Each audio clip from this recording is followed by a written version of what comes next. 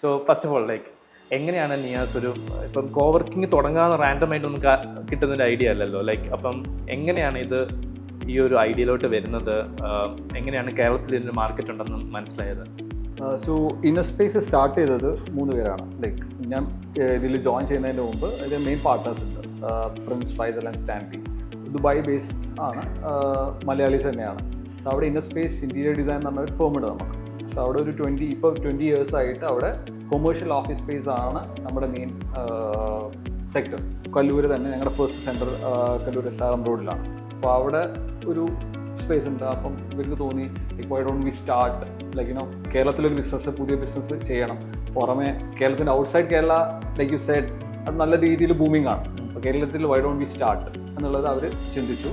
ആ ചിന്തിച്ച ടൈമിൽ I joined as A GM in the space. Then we started.